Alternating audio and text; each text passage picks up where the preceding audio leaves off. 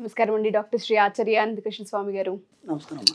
చాలా మంది అడుగుతూ ఉన్నారు మనీ మంత్ర క్లాసెస్ గురించి. ఎపిసోడ్ స్టార్ట్ చేసే కన్నా ముందు ఇన్ఫర్మేషన్ ఇద్దామని ఉంది. క్లాసెస్ ఎక్కడెక్కడ ఏ ఏ ప్రాంతాల్లో ఏ ఏ డేట్లలో పెట్టబోతూ ఉన్నారు? ఓకేనమ్మా. మనకి ఇప్పుడు 2024 అమ్మా. మనకి ఆగస్టు 4th అమ్మా విజయవాడలో ఉంది. ఇప్పుడు జస్ట్ 2 రోజుల్లో. అలాగే 18 ఆగస్టు వచ్చి హైదరాబాద్లో ఉంటుంది. మళ్ళీ రెగ్యులర్ క్లాస్ 18 ఆగస్టు హైదరాబాద్. అలాగే 25 ఆగస్టు మళ్ళీ స్పెషల్ క్లాస్ ఉంటుంది. ఓ స్పెషల్ క్లాస్ చాలా రష్గా ఉంది. తొందరగా ఎన్రోల్ చేసుకునే ప్రయత్నం చేయండి. 1 సెప్టెంబర్ వచ్చి విశాఖపట్నంలో ఉంటుంది. 8 సెప్టెంబర్ వచ్చి తిరుపతిలో ఉంటుంది. అలాగే 15 సెప్టెంబర్ వచ్చి మళ్ళీ రాజమండ్రిలో ఉంటుంది. అలాగే 29 సెప్టెంబర్ వచ్చి అనంతపురంలో ఉంటుంది. నమస్కారం డాక్టర్ శ్రీ ఆచార్య అనంతకృష్ణ స్వామి గారు. నమస్కారం అండి. ప్రీవియస్ వీడియోలో మనం మంచి ఒక చక్కటి కుటుంబ కథా చిత్రం లాంటి వీడియోని డిస్కస్ చేసుకున్నాం. ఎస్, ఖర్చు మీ సంపదను నిర్ణయిస్తుంది. ఎస్, అండ్ అందులో మీరు చెప్పినటువంటి ఒక చక్కటి మాట ఏదైనా ఉంది అని అంటే, కుటుంబం అంతా కలిసి ఒకరోజు రెస్టారెంట్లోనూ బయట ఎక్కడ స్పెండ్ చేస్తే తెలుస్తుంది అని చెప్పి. ఆ టైం ఎప్పుడైతే షేర్ చేస్తారో నిజంగా తెలియనటువంటి పాజిటివ్ అట్మాస్ఫియర్ ఇంట్లో దొరుకుతూ ఉంటుంది. రెండోది, మనం ఎక్కడ ఎప్పుడు ఎలా స్పెండ్ చేస్తే మనం ఎటువైపు నుంచి మల్టిపుల్ ఇన్కమ్ సోర్స్ క్రియేట్ చేసుకోవచ్చు అనుకున్నటువంటి ఆలోచన కూడా అక్కడే స్టార్ట్ అవుతాయి. చాలా డీప్ మీనింగ్తో కూడుకున్నటువంటి విషయాలు చెప్పడం జరిగింది. సంయుక్త ఆలోచన, దాంతోపాటు ఇంకొకటి సృజనాత్మక ఆలోచన అంటే ఊహాశక్తి, సంయోజిత ఊహాశక్తి, సృజనాత్మక ఊహాశక్తి. ఆ థియరీ ఏదైతే ఉందో నిజంగా నన్ను కదిలించింది. అంటే మనం బుక్స్ చదివేటప్పుడు మాత్రమే అలాంటి పదాలతో కూడుకున్నటువంటి నరేషన్ చూస్తాం. అది మీ దగ్గరే అంటే సంయుక్త ఊహాశక్తి అని అంటే నలుగురితో పాటు నారాయణ సంయోజిత ఊహాశక్తి, అది మన సమాజం నుంచి నేర్చుకునే నలుగురుతున్నారు. నువ్వే కొత్తగా సృష్టిస్తావు. నేను నీ జీవితాన్ని నువ్వే సృష్టించుకుంటా.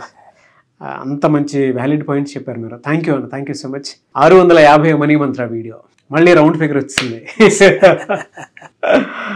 సో ఈ వీడియోలో ఏం చెప్తున్నారు? ఇక్కడ మనము ఎంతమంది చెప్పుకున్నాం కదా. ఇప్పుడు నేను చెప్పాను, ఇప్పుడు ఎవ్రీ మంత్ స్టార్ హోటల్ వెళ్ళాలి పిల్లల్ని తీసుకొని, లేదంటే ఒక మంచి టూర్ వెళ్ళాలి. ఇవన్నీ మనం ఎందుకు యాటిట్యూడ్ని అలవాటు చేస్తున్నామంటే, ముఖేష్ అంబానీ వాళ్ళు కొంత పెద్ద వాళ్ళ స్టోరీలు చెప్పుకున్నప్పుడు, వీళ్ళు ధీరుబాంబాయిని వాళ్ళు ఎవరైతే వర్కర్స్ ఉన్నో వాళ్ళతో పాటు పనిచేస్తుంటే రోడ్ సైడ్ టీ తాగితే 5 రూపాయలు. ఓకేనా. ఇతను ఏం చేస్తాడంటే పెద్ద రెస్టారెంట్కి వెళ్ళి 100 రూపాయలు పెట్టి టీ తాగేది.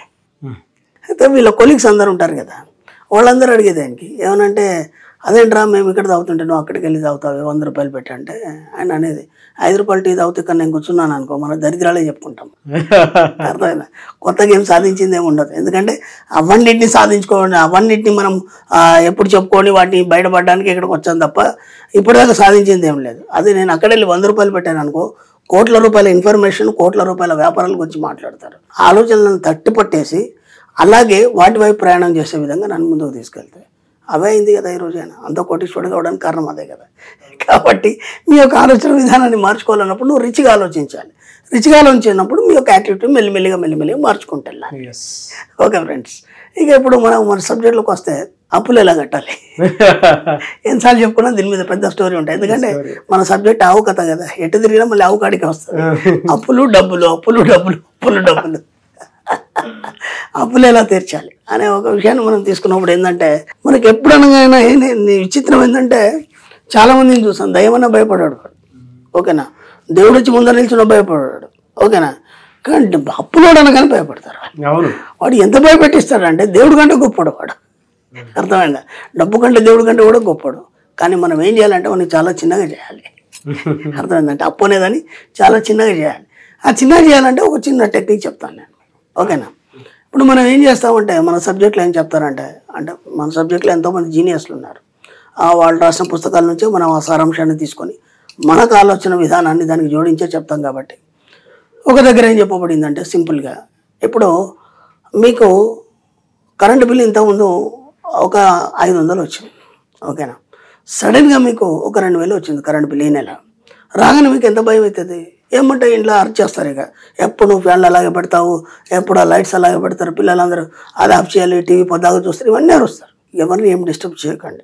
ఎప్పుడైతే మీకు ఆ 2000 కరెంట్ బిల్లు వచ్చిందో, మీకు ఫోన్లో రావచ్చు, లేదంటే రిసిప్ట్ రావచ్చు, ఏదైనా రావచ్చు, దాన్ని తీసుకొని ఒక పప్పు తీసుకొని థ్యాంక్ యూ చెప్పండి. ఓకేనా. ఎందుకు చెప్పాలి? ఆ 2000 మీకు డబ్బు వచ్చినట్టు ఫీల్ అవ్వండి. ఇది ఒక ఎక్సలెంట్ టెక్నిక్. ఆ 2000 మీకు డబ్బు వచ్చినట్టు ఫీల్ అవ్వండి. ఆ 2000 మీకు ఏదో రకంగా విశ్వం మీకు ఇచ్చినట్టు ఫీల్ అవ్వండి. ఓకేనా. ఎప్పుడు కూడా మీకు వచ్చిన ప్రతి బిల్లును ఆశీర్వదించండి. మీకు వచ్చిన ప్రతి బిల్లుని ఆశీర్వదించండి. ఆశీర్వదించి దాన్ని పప్పు తీసుకుని 20,000 లేదా ఒక చిట్టి వాడు పంపించాడు మీకు ఇంత కట్టాలి ఇచ్చేయాలని, మీరు దాన్ని ఆశీర్వదించండి, దాని ప్రేమతో స్వీకరించండి. అది మీకు వచ్చినట్టు ఫీల్ అవ్వండి. అప్పుడు ఏమవుతుందంటే ఆ దాని పట్ల ఉన్న వ్యతిరేకత అనేది మెల్లిగా మెల్లిగా మెల్లిగా డిలైట్ అయిపోయి దాని పట్ల ప్రేమ పొందడం అనేది జరుగుతుంది. అది ఏదైనా కావచ్చు. మనకేమనిపిస్తుంది అంటే అమ్మ వాడు ఫోన్ చేశాడు అయిపోయింది, ఇప్పుడు వాడు అరుస్తాడు, వాడు ఇక్కడ వ్యతిరేకించకండి, ఎక్కడ కూడా వాడిని ప్రేమించండి. ఎందుకంటే నీ అవసరం కోసమే తెచ్చుకున్నావు కదా, నీ సిక్కుల కోసం ఇవన్నీ వాడుకున్నావు కదా, వాడికి తాను చెప్పకపోతే ఎట్లా? మరి అది బిల్ రాగానే మళ్ళీ నువ్వు అంత గట్టిగా అరవడం ఎందుకు? అర్థమవుతుందా లేదా? ఆ సుఖాన్ని పొందినప్పుడు ఒక ఫ్యాన్ పెట్టుకున్నావు, ఆ రిలాక్సేషన్ పొందావు, ఏసీ పెట్టుకున్నావు, దాని యొక్క కూలింగ్ని అనుభవించావు, నీకు ఎంత ఆనందాన్ని ఇచ్చింది మనసుకి, శరీరానికి. ఇప్పుడు దానికి థ్యాంక్ చెప్పినావు కదా, మరి దాని వచ్చిన బిల్లు కూడా నువ్వు థ్యాంక్ చెప్పాలి కదా. ఇప్పుడు ప్రతి బిల్లును మీరు ఆశీర్వదించడం వల్ల, ప్రతి బిల్లును మీరు థ్యాంక్స్ చెప్పడం వల్ల ఏమవుతుందంటే దానికి సరిపడా డబ్బులు మీకు ఏదో రకంగా రావడం మొదలవుతుంది. గుర్తింపు ఇవ్వాలి సార్ బిల్లుకి కూడా. ప్రతిదానికి అంటే సబ్జెక్ట్లో ఖర్చు పెట్టే అంత మనకు జరిగింది అని అంటే అది వచ్చేంత ఉందని కూడా మనం అర్థం చేసుకోవాలి. అది కూడా ఒక డిజైన్ని క్రియేట్ చేస్తుంది. అలా ప్రతి బిల్లుని ఏ బిల్లు వచ్చినా సరే మీరు భయపడకుండా శుభ్రంగా దానికి ఒక థ్యాంక్స్ చెప్పండి, దానికి ఒక పప్పు తీసుకోండి. అంత డబ్బు మీకు వచ్చినట్టు ఫీల్ కండి. మీకు ఎవరో 30,000 బిల్లు వచ్చింది, 30,000 మీకు డబ్బులు ఎవరో తెచ్చిచ్చినట్టు మీరు ఫీల్ అయినప్పుడు ఏమవుతుందంటే నిజంగానే విశ్వం మీకోసం 30,000 క్రియేట్ చేయడం జరుగుతుంది. ఓకేనా? అలా ప్రతి బిల్లు ఏదైనా సరే ఆ విధంగా ఒక టెక్నిక్. ఓకే, అలాగే మీరు డిసైడ్ అయిపోండి లైఫ్లో ఏమని, ఇక్కడ నుంచి నేను అప్పులేని జీవితాన్ని ఆనందంగా గడుపుతాను. ఖచ్చితంగా డిసైడ్ అయిపోండి. నేను ఇది ఎప్పుడో చెప్పాను, నేను రిపీట్ చేస్తున్నాను.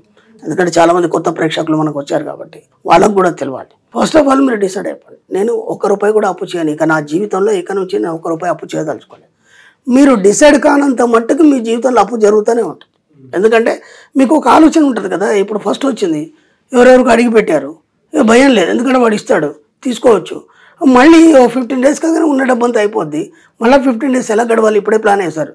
పలానా దగ్గర మనం తీసుకురావచ్చు డబ్బు, వాడు ఇస్తాడు, లేదంటే ఇక్కడ చిట్టేసిన మీద వస్తుంది. ఇట్లాంటి ఆలోచనలు ఉంటాయి కదా మనకి. వాటన్నిటి పక్కన పెట్టేసి గట్టిగా నిర్ణయం తీసుకోండి. ఒక 15 రోజులు ఆ నిర్ణయం మీద కట్టుబడి ఉండండి.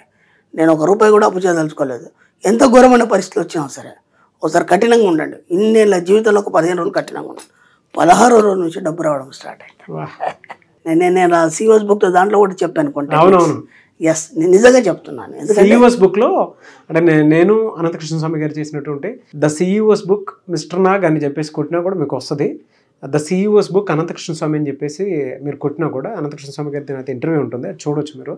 అందులో చాలా టెక్నిక్స్ను లైఫ్ స్కిల్స్కి కావాల్సినటువంటి కొన్ని డెసిషన్ మేకింగ్స్ ఉంటాయి. ఆయన ఎప్పుడు ఎక్కడ ఏ విధంగా డెసిషన్ తీసుకున్నారో చూడడానికి ఆయన ఫన్నీగా చెప్పినట్టు ఉంటుందేమో, కానీ అంటే సునాయాసంగా వెళ్ళిపోయింది మా ఇంటర్వ్యూ. చాలా డెప్త్ ఉంటుంది. సో ఒకసారి మీరు చూడండి అది కుదిరితే. కాబట్టి ఇప్పుడు ఏమైపోయింది, 15 రోజులు కట్టి నిర్ణయం తీసుకున్నావు ఏమని, నేను ₹1 కూడా అప్పు చేయను అని చెప్పేసి. తీసుకోగానే ఏం చేస్తుంది, చూస్తుంది, విశ్వం కూడా ఆలోచిస్తుంది వీడు దాని మీద కట్టుబడి ఉన్నాడా లేదా. 1 రోజు 2 రోజులు ఎంతో కఠినమైన సిచ్యువేషన్ వచ్చింది, అయినా సరే నువ్వు చేయలేదు. అరే వీడు మాట మీద ఉన్నాడు కాబట్టి వీడికి ఇవ్వాలి. 16 రోజు నుంచి ఏదో రకంగా మెల్లే డబ్బు రావడం స్టార్ట్ అవుతుంది. ఇలా నేను క్లాస్లో కూడా ఎంతోమందికి చెప్పాను, చాలామంది కూడా ఈరోజు అప్పుల నుంచి బయటపడ్డారు. దాంతోపాటు ఏంటంటే బాగా సంపాదిస్తున్నారు. ఎంత మంచి టెక్నిక్ అంటే అసలు మీరు ఊహించారు, అది అద్భుతంగా పనిచేస్తుంది. ఇది అయిపోయింది. తర్వాత ఒక అఫర్మేషన్ చేయమని చెప్పాను. ఎంతోమంది డబ్బులు అప్పులు ఉన్న వాళ్ళకి ఒకటే అఫర్మేషన్, అన్ని రకాల డబ్బులు అన్ని రకాల బిల్లులు నేను సమయంలోపు చెల్లించేందుకు విశ్వానికి కృతజ్ఞతలు. ఇది మీరు ఎన్నిసార్లు వీలైతే అన్నిసార్లు ఏదో పని చేసుకుంటున్నారు, ఏదో చేస్తున్నారు, పదే చెప్పడం వల్ల మీ సబ్కాన్షియస్ మైండ్కి మీరు పట్టించిన వాళ్ళు అవుతారు. అప్పుడు ఏమవుతుంది, ప్రతి అవసరానికి మీరు అప్పు చేయకుండా దానికి సరిపడే డబ్బులు ఎక్కడి నుంచి రావడం మొదలవుతుంది. ఇవన్నీ ప్రాక్టికల్లో పెట్టారు మన వాళ్ళు, నేను పెట్టాను, అందరూ సాధించారు. ఇది ఎలా అవుతుందని మళ్ళీ అనుమానాలు వద్దు. ఓకేనా? జస్ట్ మీ యొక్క మనసుకి ఏదైతే చెప్తారో అది మీ సబ్కాన్షియస్ మైండ్ పట్టుకొని అదే మీ జీవితంలో ఇవ్వడం జరుగుతుంది. దాంట్లో ఇదొక భాగంగా చెప్తున్నాం మనం. ఓకేనా? అన్ని రకాల డబ్బులు అన్ని రకాల బిల్లులు నేను సమయంలోపు చెల్లించేందుకు విశ్వానికి కృతజ్ఞతలు. ఇది అయిపోయింది. ఆ తర్వాత జస్ట్ రోజు రాత్రి పడుకొని నిద్రలోకి చేరే ముందు డబ్బు సంపద అనుకుంటే నిద్రపోండి. అయిగా మీరు ఏదైతే చెప్తారో అది మీ సబ్కాన్షియస్ మైండ్ పట్టుకుంటుంది. మెల్లిమెల్లిగా మీరు అప్పుల నుంచి బయటపడతారు, హాయిగా ధనవంతులు అయిపోతారు, అన్ని రకాలుగా ఆనందాన్ని పొందుతారు. ఇప్పుడు మీరు దీన్ని బట్టి ఏమర్థమైంది మీకు? మన ఆలోచనే మన బలం, మనం ఏ విధంగా ఉండాలో అది నిర్ణయిస్తుంది. కాదు, అప్పులు ఎలా తీసేయాలని టెక్నికల్ చెప్పాం మనం. అదే దానికి సంబంధించిందే. అప్పుల నుంచి ఎలా బయటపడాలి, మన సబ్కాన్షియస్ ఫస్ట్ పాయింట్ మీకు ఏ బిల్లు వచ్చినా దాన్ని ఆశీర్వదించాలి.